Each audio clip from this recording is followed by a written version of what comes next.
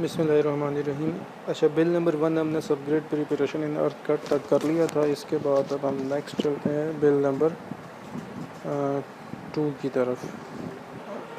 Subgrade preparation, चाहे वो formation if amendment में हो जिसमें सबग्रेड बनाते हैं, या चाहे subgrade preparation in earth cut हो, उसके बाद जो नेक्स्ट एक्टिविटी है वो ग्रैनुलर सब बेस है। जैसा कि हमने वो ड्राइंग से भी हम टिपिकल क्रॉस सेक्शन से देख सकते हैं कि सब ग्रेड के बाद हमें सब बेस कोर्स प्रोवाइड कर रही हैं। सब बेस कोर्स हमारे NHA में जनरली जो यूज़ करते हैं जनरल रोड प्रोजेक्ट्स के लिए, तो वो ग्रैनुलर सब बेस होती है, इसीलिए मैंने ग्रैनुलर सब बेस का नाम दिया। इसके बाद नेक्स्ट है हमारे पास, वो है एग्रीगेट बेस कोर्स। और एग्रीगेट बेस कोर्स के बाद जनरली जो है वो एसफॉल्टिक बेस कोर्स आती है, लेकिन एसफॉल्टिक बेस कोर्स ले करने से पहले एक बिचुमिनस प्राइम कोट की एक लेयर उस पर ले करनी होती है, अप्लाई करनी होती है। तो पहले बिचुमिनस प्राइम कोट होती है, फिर उसके बाद प्राइम कोट के बाद एसफॉल्टिक बेस कोर्स होती है। एसफॉल्टिक बेस कोर्स के बाद जब बेस कोर्स की लेयर हो जाती है, चाहे तो कुछ कम अगर आप डिपेंड करता है, अगर आपका एसफॉल्ट मिक्स इतना अच्छा है तो बाज़ात एक ही लेयर में भी एसफॉल्टिक बेस कोर्स की मुकम्मल जो थिकनेस है वो प्रोवाइड कर दी जाती है। जैसे यहाँ पर 17 सेंटीमीटर की एक लेयर दी गई है थिकनेस की। तो बाज़ात ये होता है कि 8 सेंटी 9 सेंटी इस तरह की 2 लेयर्स प्रोवाइड कर दी जाती हैं। जब 2 लेयर्स होती हैं तो उसमें टैग कोट आएगी। जब एग्रीगेट बेस कोर्स होगी उसके ऊपर हम एसफॉल्टिक बेस करेंगे तो पहले बिचुमिनस टैग कोट आएगी, प्राइम कोट आएगी। और अगर हमने एसफॉल्टिक बेस कोर्स की एक लेयर कर दी है तो एक लेयर से दूसरी लेयर जब एसफॉल्ट की ही आएगी तो फिर प्राइम कोट नहीं आएगी बल्कि टैग कोट आएगी। तो बहरहाल हम एसफॉल्टिक बेस कोर्स की एक लेयर और उसके बाद हम बिचुमिनस टैग कोट करेंगे। फिर टैग कोट के बाद हम एसफॉल्टिक वेयरिंग कोर्स ले करेंगे। ये हो गया। अच्छा, दूसरी बात ये कि अगर हम अपने इस सेक्शन को देखें तो हमारी जो लेयर है सब बेस, वो यहाँ ये लेयर यहाँ पर है। सब बेस के बाद ये एक एग्रीगेट बेस कोर्स है। एग्रीगेट बेस कोर्स के बाद ये हमारी सब बेस है। सब बेस के बाद ये हमारी एग्रीगेट बेस कोर्स है। एग्रीगेट बेस कोर्स के बाद ये हमारी एसफॉल्टिक बेस कोर्स है और फिर टॉप पर ये हमारी वेयरिंग कोर्स है। तो अब शोल्डर में किस तरह है कि हमारी ये हमारी बेस कोर्स सब बेस है। सब बेस के बाद हमारी ये एग्रीगेट बेस जो है वो शोल्डर पर टॉप तक आ रही है। मतलब ये हुआ कि आप अपनी aggregate base course through out यहाँ तक कर सकते हैं। वैसे तो ये पेवर से होती है, पेवर की आपकी जितनी विड्थ होगी आप उतनी विड्थ के हिसाब से यहाँ तक ही कर सकेंगे। तो सब बेस आप मुकम्मल कर देंगे। बेस को एग्रीगेट बेस कोर्स आप ले करेंगे, फिर आप एसफॉल्टिक बेस कोर्स ले करेंगे, फिर वेयरिंग ले करेंगे और साथ में आप अपना शोल्डर आखिर में स्टार्ट करेंगे, जिस पर आपकी पहले एग्रीगेट बेस कोर्स आएगी जो कि एसफॉल्टिक बेस कोर्स और वेयरिंग बेस कोर्स के तकरीबन बराबर तक आ जाएगी। सिर्फ उसमें तकरीबन जो है वो 3 मिलीमीटर हम कह सकते हैं कि इतना एक फ़र्क होता है जिसमें हमारी ट्रिपल सरफेस ट्रीटमेंट आती है। अगर हम अपने दोनों सरफेसेस को भी देखें तो 300 कॉमन है दोनों साइडों पर। उसके बाद 250 प्लस 300 ये हो गया 550 और 550 प्लस 170 तो ये हो गया 650 और 720, और यहाँ पर अगर हम देखें तो ये 550 और 190, तो ये 650 और ये 740, यानी कि 4 सेंटीमीटर का यहाँ पर फ़र्क आ गया कि आपकी जो 4 सेंटीमीटर की लेयर है, 4 सेंटीमीटर कहाँ पर, इसमें, मतलब वो यहाँ 5 सेंटीमीटर दिया हुआ है, तो यहाँ पर जो 19 सेंटीमीटर है ये 5 सेंटीमीटर के 4 सेंटीमीटर तक पैरेलल चला जाएगा। 1 सेंटीमीटर का फ़र्क होगा, 1 सेंटीमीटर के अंदर आपकी ट्रिपल सरफेस ट्रीटमेंट आ जाएगी। तो जब आप शोल्डर करेंगे तो उसमें आप एग्रीगेट बेस कोर्स करेंगे, उसकी आप 2 लेयर्स कर देंगे, यहाँ तक उसको फिल करेंगे, जो आपकी एस्फॉल्टिक बेस कोर्स के बराबर आ जाएगी तकरीबन। और एस्फॉल्टिक वेयरिंग कोर्स का भी वो 5 सेंटीमीटर से 4 सेंटीमीटर तक तकरीबन एरिया कवर कर लेगी। और जो टॉप का थोड़ा 1 सेंटी का तकरीबन पोर्शन होगा, उसमें ट्रिपल सरफेस ट्रीटमेंट हम करेंगे। तो मैं इसको इसीलिए जनरल करता हूँ। जब हमारी एग्रीगेट बेस कोर्स होगी, वो तकरीबन कंप्लीट भी होगी, तो उसके साथ शोल्डर शुरू हो जाएगा। और शोल्डर में बहुत थोड़ा टाइम लगेगा, क्योंकि बहुत कम वेट था, सिर्फ 3 मीटर है। 3 मीटर ये है और 1 मीटर की राउंडिंग आ जाएगी तकरीबन, तो 3.5 समथिंग की इसकी विड्थ होगी। उसकी लेयर करने में बहुत थोड़ा टाइम लगेगा। तो मैं इसके बाद डायरेक्ट एक last activity triple surface treatment की ऐड कर देता हूँ। तो यहाँ तक हमारा रोड वर्क का जो सेक्शन है, बिल नंबर 2 और बिल नंबर 3 भी इवन के, वो भी इसके अंदर शामिल हो जाएगा। और हमारा रोड वर्क का तकरीबन कंप्लीट हो गया। अच्छा, बिल नंबर 3 आपको उसके आइटम्स पर भी मैं एक दफ़ा शो कर देता हूँ। बिल नंबर 3 में हमारा ये बिचुमिनस प्राइम कोट है, फिर हमारा बिचुमिनस टैग कोट है, ट्रिपल सरफेस ट्रीटमेंट है, और वेयरिंग कोर्स है क्लास ए, ये इसमें आ जाएगा। तो हमारा बिल नंबर 4 जो है वो जनरली स्ट्रक्चर्स का होता है। बिल नंबर 1, 2, 3 ये रोड वर्क से रिलेटेड होता है। तो यहाँ तक हमारा जो रोड वर्क है वो कंप्लीट हो गया। अब हम स्ट्रक्चर्स पर आते हैं। स्ट्रक्चर्स का जैसा कि मैंने बताया कि हमारे पास 2 मेन स्ट्रक्चर्स हैं, कल्वर्ट्स हैं, 50 कल्वर्ट्स हैं, और 2 ब्रिजेज़ हैं, 2 ब्रिजेज़ हैं। और उसके बाद हमारे पास प्लम कंक्रीट ब्रेस्ट वॉल्स हैं और साइड ड्रेन्स हैं। बाकी जो हमारा ड्रेनेज एंड प्रोटेक्शन वर्क है, इसमें भी जनरली ड्रेन्स आ जाती हैं और शूट्स आ जाती हैं। और इसके अलावा हमारा प्रोटेक्शन वर्क आ जाता है। किसी जगह पर हाइट ऑफ एम्बैंकमेंट काफ़ी ज़्यादा होती है, वहाँ पर प्रोटेक्शन करना ज़रूरी होती है ताकि रेन कट्स वगैरह से बच सकें।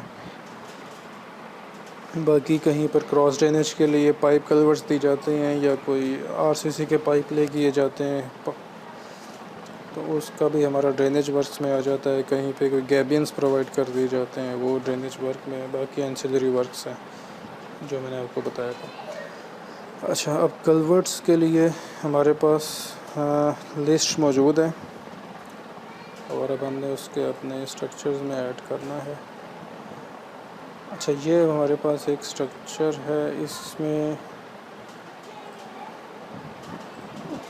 बॉक्स कल्वर्ट का एक टिपिकल सेक्शन है। सबसे पहले उसमें ज़ाहिर स्ट्रक्चर एक्सकेवेशन होगी। स्ट्रक्चर एक्सकेवेशन के बाद इस पे कंपैक्टेड ग्रैनुलर फिल हो जहाँ पे रिक्वायर्ड होगा। उसके ऊपर लीन कंक्रीट है, लीन कंक्रीट के ऊपर हमारी ये बेड स्लैब है, बेड स्लैब के ऊपर हमारी यहाँ पे वॉल्स होंगी, वॉल्स के ऊपर हमारी ये टॉप स्लैब है। टॉप स्लैब के बाद हमने इसकी विंग वॉल्स बनानी होंगी। विंग वॉल्स इसमें सेक्शन नहीं दिया गया, विंग वॉल्स का सेक्शन इसमें नहीं दिया गया। बहरहाल इसके बाद हमने इसकी विंग वॉल्स हैं, कट ऑफ वॉल्स हैं, विंग वॉल्स हैं, और उसके बाद हमने फिलिंग करनी है जो हमारा एक्सकेवेटेड एरिया है। फिर हमारी अप्रोच स्लैब्स हैं, और अप्रोच स्लैब्स के बाद जनरली जो कलवर्ट का ये फेस होता है, मतलब ये रोड लेवल से लेकर उस बिल्कुल बॉटम तक ही, तो यहाँ पर हमारा ग्राउटेड रिप रैप होता है या स्टोन पिचिंग होती है, तो वो काम होता है।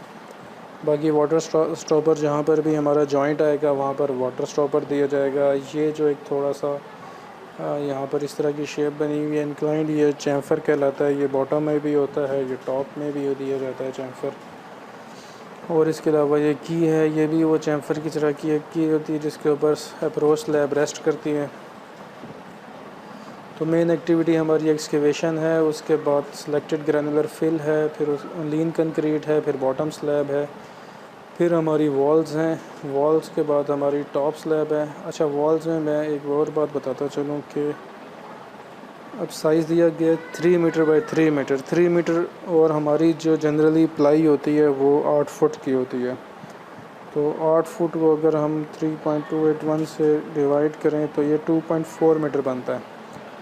यानी कि जो हम एक वॉल कंस्ट्रक्ट करेंगे वो हमारा 3 मीटर की वॉल हम वन गो में नहीं कर सकते।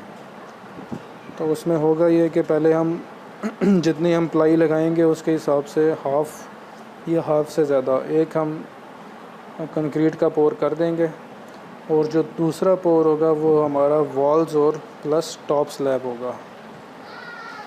यानी कि ये 3 मीटर की वॉल है, ये इसका जो ये एरिया है ये 3 मीटर बनता है। अब 3 मीटर में 2.4 मीटर हमारी यहाँ तक की एक हमारा पोर हो जाएगा बेड के ऊपर। तो इस पोर के ऊपर का जो पोर्शन है, यानी कि ये वॉल का पोर्शन रह जाएगा और ये स्लैब का पोर्शन रह जाएगा, तो हम ये पूरा एक बॉक्स बनाएंगे। इसमें हम अपनी वॉल और जो हमारी स्लैब है ये एक गो में फिर पोर की जाएगी। तो वॉल्स पर हमारी एक्टिविटी एक होगी वॉल्स की, और दूसरी एक्टिविटी होगी वॉल्स प्लस टॉप स्लैब की। और उसके बाद फिर हम यहाँ पर बैकफिल करेंगे। बैकफिल के बाद हम यहाँ पर अप्रोच स्लैब करेंगे, और अप्रोच स्लैब साथ में हम विंग वॉल्स भी करेंगे। आखिर में अप्रोच स्लैब करेंगे। विंग वॉल्स के बाद बल्कि हम बैकफिल करेंगे, और बैकफिल करने के बाद फिर जो लास्ट एक्टिविटी होगी वो हमारी अप्रोच स्लैब की होगी। अच्छा, तो सबसे पहले इसमें हमारी आ जाएगी स्ट्रक्चर एक्सकेवेशन। स्ट्रक्चर एक्सकेवेशन के बाद हमारी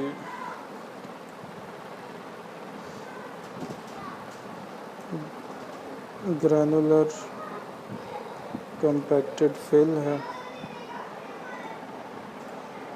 इसके बाद लीन कंक्रीट है। लीन कंक्रीट के बाद बेड स्लैब है। आप अगर चाहें तो अपने प्रोग्राम का मज़ीद डिटेल भी बना सकते हैं। उसमें आप ये कर सकते हैं कि बेड स्लैब की पहले आप स्टील फिक्सिंग करेंगे, फिर आप बेड स्लैब की फॉर्म वर्क करेंगे, फिर पोरिंग ऑफ कंक्रीट करेंगे, फिर उसके बाद आप वॉल्स के लिए भी इसी तरह 3 एक्टिविटीज़ मज़ीद डिवाइड करते रहेंगे। मतलब ये आप पर डिपेंड करता है आप जितने लेवल का प्रोग्राम बनाते हैं। आप चाहें तो लेवल 5 तक ले जाएं। मैं इसको कहता हूँ कि हम बस बेड स्लैब तक बनाते हैं। 50 कलवर्ट्स हैं। जितना कॉम्प्लिकेट करेंगे उतना मुश्किल होगा हमारे लिए भी और कंसल्टेंट के लिए भी। अच्छा, बेड स्लैब हो गया। बेड स्लैब के बाद इसमें वॉल्स आ जाएंगी। वॉल्स के बाद वॉल्स प्लस टॉप स्लैब। अच्छा, विंग वॉल्स में जनरली सिर्फ एक रिटेनिंग वॉल ही होती है और उसमें एक बेड होता है और एक वॉल होती है। तो मैं इसको मज़ीद वो नहीं करता, ब्रेकअप नहीं करता। मैं इसको एक कंस्ट्रक्शन ऑफ विंग वॉल्स की एक एक्टिविटी बना देता हूँ। विंग वॉल्स के बाद बैकफिल हो जाएगा। बैकफिल के बाद अप्रोच स्लैब, जिसमें लीन भी होगी और उसका स्टील फिक्सिंग भी होगी, फॉर्मवर्क भी होगी, और फिर अप्रोच स्लैब की कंक्रीट भी होगी। और इसके बाद मैं एक और एक्टिविटी ऐड करता हूँ, कंस्ट्रक्शन ऑफ बॉक्स कल्वर्ट, ताकि मैं इन सब एक्टिविटीज़ को आपस में लिंक कर सकूँ। अच्छा, सबसे पहले मैं लिंक अभी तक मैंने किसी को भी नहीं किया, मोबिलाइजेशन फेज़ में भी अभी तक मैंने नहीं बनाया, डायरेक्ट ही मैंने शुरू कर दिया है। मोबिलाइजेशन है, अच्छा मोबिलाइजेशन इस प्रोजेक्ट में है नहीं, क्योंकि ये ऑलरेडी एक वीओ के लिए प्रोग्राम बनाया जा रहा है, तो इसमें मैं मोबिलाइजेशन को स्किप करता हूँ। वैसे जनरली मैं आपको बता देता हूँ कि मोबिलाइजेशन में आपका कमेंसमेंट होती है, कमेंसमेंट के बाद आपकी mobilisation of equipment manpower होती है। इसी तरह आप प्लांट्स शिफ्ट करते हैं, मोबिलाइजेशन ऑफ प्लांट्स होती है, फिर इंजीनियर स्टाफ होता है, और सोर्स अप्रूवल्स होते हैं, फिर डिज़ाइन मिक्स होता है, जो जेएमएफ होता है, और उसके बाद जो है आप कंस्ट्रक्शन स्टार्ट करते हैं। अच्छा, इशुएंस ऑफ कंस्ट्रक्शन ड्राइंग भी एक इम्पोर्टेंट चीज़ होती है। मैं अलबत्ता हाँ उसको ज़रूर एक एक्टिविटी यहाँ पर ऐड करता हूँ, क्योंकि वीओ है तो मैं दो एक्टिविटीज़ यहाँ पर ऐड करता हूँ। एक तो है जी अप्रूवल ऑफ वेरिएशन ऑर्डर, ये मैं अपनी तरफ से कॉन्ट्रैक्ट्स के लिए कर रहा हूँ कि वीओ अप्रूव ना हो, पेमेंट ना हो, कॉन्ट्रैक्टर को इशू हो सकता है। बाकी कॉन्ट्रैक्टर की मर्ज़ी है, चाहे तो वो ये निकाल सकता है। अलबत्ता ये मैं इम्पोर्टेंट चीज़ है, ये मैं अगर वो कहेंगे भी तो मैं नहीं इसमें से निकालूँगा, क्योंकि ये बहुत ज़रूरी है। दो ब्रिजेज़ ऐड हुए हैं, उनके ड्राइंग्स अभी तक डिटेल से नहीं इशू की गई, तो वो होना ज़रूरी है। ऑफ ब्रिजेस ये होना ज़रूरी है, बल्कि मैं इसको जनरली कर देता हूँ कि कंस्ट्रक्शन ड्राइंग्स होनी चाहिए। ये मैं इधर से निकाल देता हूँ। इशुएंस ऑफ कंस्ट्रक्शन ड्राइंग्स हो गया, और उसके बाद बाकी सारा काम है। इसको मैं 15 डेज़ कर देता हूँ, ये 15 डेज़ में इशू करें, और वीओ को भी मैं 15 डेज़ कर देता हूँ।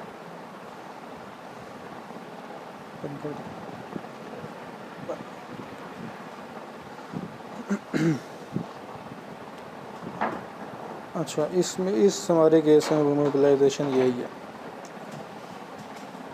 क्लियरिंग ग्रबिंग को मैं इसके साथ कर देता हूँ और इसके साथ भी कर देता हूँ। अच्छा, नेचुरल ग्राउंड कंपैक्शन जो है वो इस पर मैं 2 दफ़ा इसलिए क्लिक कर रहा हूँ, आपको बताऊँगा क्यों कर रहा हूँ। एक्सकेवेट एंड सुटेबल के साथ 2 दफ़ा कर रहा हूँ। सब ग्रेड प्रिपरेशन जो है वो, अच्छा ये इसके साथ होगी, फॉर्मेशन ऑफ एम्बैंकमेंट उसके साथ नहीं है। फॉर्मेशन ऑफ एम्बैंकमेंट जो है बेसिकली वो नेचुरल ग्राउंड के बाद स्टार्ट हो जाएगी, और सब ग्रेड प्रिपरेशन है वो एक्सकेवेशन के बाद स्टार्ट हो जाएगी।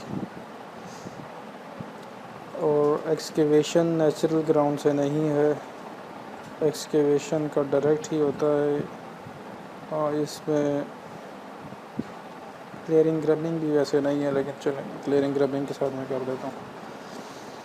ग्रैनुलर सब बेस जो है वो सब grade preparation in earth cut और फॉर्मेशन ऑफ एम्बैंकमेंट के साथ है। एग्रीगेट बेस कोर्स जो है वो ग्रैनुलर सब बेस के साथ है। बिचुमिनस जो कोट प्राइम कोट जो है एग्रीगेट बेस के साथ है। एसफॉल्टिक बेस कोर्स जो है वो प्राइम कोट के साथ है। टैग कोट जो है वो एसफॉल्टिक बेस कोर्स के साथ है। वेयरिंग जो है वो टैग कोट के साथ है। और ट्रिपल सरफेस ट्रीटमेंट जो है वो एसफॉल्टिक वेयरिंग कोर्स के साथ उसका लिंक है। अच्छा, मैंने 2 दफ़ा क्यों किया, इसलिए किया कि मुझे इनका स्टार्ट टू स्टार्ट भी देना है और फिनिश टू फिनिश रिलेशन भी देना है, क्योंकि जब एक एक्टिविटी स्टार्ट होगी तो उसके 2 दिन बाद या 5 दिन बाद मैं नेचुरल ग्राउंड कंपैक्शन भी स्टार्ट कर दूंगा, और फिनिश टू फिनिश भी 5 दिन बाद। मतलब जिस वक्त क्लियरिंग ग्रबिंग ख़त्म हो गई तो उसके बाद मैक्सिमम 5 दिन ही मैं कर सकता हूँ, उसके अंदर अंदर मुझे एनजीसी भी कंप्लीट कर देनी है। वैसे तो वो उसी दिन हो सकता है हो जाए, या लेयरिंग ग्रबिंग ख़त्म हो चुकी होगी और एनजीसी मैं उसके 1-2 दिन बाद ख़त्म कर दूँगा। अच्छा, एक्सकेवेट इसका भी स्टार्ट टू स्टार्ट है और इसको भी मैं 5 दिन कर देता हूँ। हालांकि 5 दिन नहीं होगा, ये बस जो एक जनरली फॉर्मली मैं कर रहा हूँ। अच्छा, एम्बैंकमेंट जो है वो नेचुरल ग्राउंड कंपैक्शन है, ये भी मैं 5 डेज़ कर देता हूँ। सब ग्रेड प्रिपरेशन है। अच्छा, मैं इसके ऊपर क्लिक करके 2 दफ़ा एस का बटन दबाता हूँ तो ये एस स्टार्ट टू स्टार्ट हो जाता है। सब ग्रेड प्रिपरेशन जो है ये फ़ौरन ही एक्सकेवेशन के बाद स्टार्ट नहीं होगी, ये उसको मैं कर देता हूँ 30 डेज़, क्योंकि ये एंड में स्टार्ट होगी। मतलब अगर पूरा फेज़ होगा एक्सकेवेशन का तो सब ग्रेड प्रिपरेशन उसके आखिर में फ़ेज़ में ही जाके होगी, कि जब अगर 100 दिन मैं करता हूँ एक्सकेवेशन को तो सब ग्रेड प्रिपरेशन जो है वो 70 डेज़ पे शुरू होगी और 100 डेज़ पे ख़त्म हो जाएगी, मतलब जो लास्ट वाला फ़ेज़ होगा उस पर। और फिनिश टू फिनिश भी मैं इसको मैक्सिमम 15 डेज़ कर देता हूँ। अच्छा, ग्रैनुलर सब बेस भी जो है वो सब बेस में यहाँ पे फॉर्मेशन ऑफ एम्बैंकमेंट के 30 डेज़ करता हूँ और सब ग्रेड प्रिपरेशन के भी मैं 30 डेज़ कर देता हूँ फिनिश टू फिनिश। ये दोनों के साथ 2 दफ़ा आएगी। सब बेस जो है वो दोनों के साथ फिनिश टू फिनिश 15 डेज़ कर देता हूँ और ये भी फिनिश टू फिनिश। और मतलब जब सब ग्रेड हो जाएगी तो मैं 15 दिन से ज़्यादा लेट नहीं करूँगा, उसके अंदर अंदर वहाँ पर सब बेस भी ख़त्म कर दूँगा। इसी तरह एग्रीगेट बेस कोर्स है, ये भी जब सब बेस होगी तो मैं उसके साथ 15 डेज़ हो जाएगा और ये भी 15 डेज़ होगा। अच्छा, इसको मैं 30 डेज़ ज़्यादा है क्योंकि टाइम इनके पास कम है, तो इतना दिन ये लैग नहीं करेंगे, जल्दी ख़त्म करेंगे काम। बिचुमिनस प्राइम कोड जो है ये उसी दिन या अगले दिन ही इस पर कर दी जाती है, मैं इसको फिर भी 5 दिन कर देता हूँ, वरना ये अगले दिन ख़त्म कर दी जाती है जब भी एक्टिविटी होती है, क्योंकि ये एक्सपेंसिव काम है, इसका रेट भी ज़्यादा होता है, तो इतना वेट नहीं किया जाता। ये भी इसी तरह यहाँ पर भी मैं 5 डेज़ और 5 डेज़ कर देता हूँ।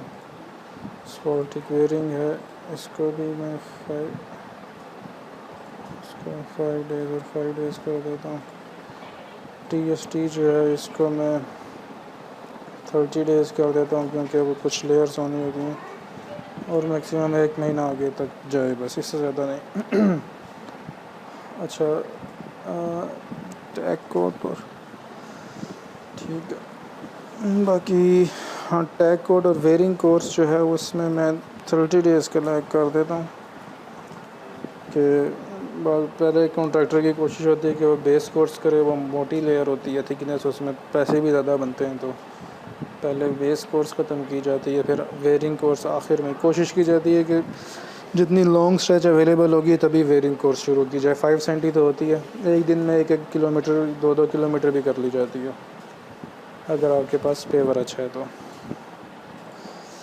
अच्छा, यहाँ तक तो इसकी हमने सीक्वेंस उसका सेट कर लिया। अगर मैं इसको शेड्यूल करूँ तो शेड्यूल में पहले मैं इसकी फ़ाइल को सेव करूँगा, इसकी फ़ाइल को मैं सेव करूँगा, यहाँ पर एक न्यू कर यस हो गया, उसको शेड्यूल कर दूँगा। ये अब अपने उस हिसाब से सेट हो गया। अच्छा, दूसरा इनकी ड्यूरेशन है, क्लियरिंग ग्रबिंग जो है इसको मैं 60 डेज़ कर देता हूँ। जो नेचुरल ग्राउंड कंपैक्शन है उसको भी मैं 60 डेज़ कर देता हूँ। जो एक्सकेवेट अनसूटेबल है, अच्छा ये मैं देखता हूँ। अच्छा, इसमें ज़रूरी ये है कि हमारा प्रोजेक्ट की टाइम कितनी है। वो जितना टाइम होगा उसी हिसाब से हम इनकी ड्यूरेशन सेट करेंगे, क्योंकि ऐसा ना हो कि प्रोजेक्ट उससे बाहर चला जाए।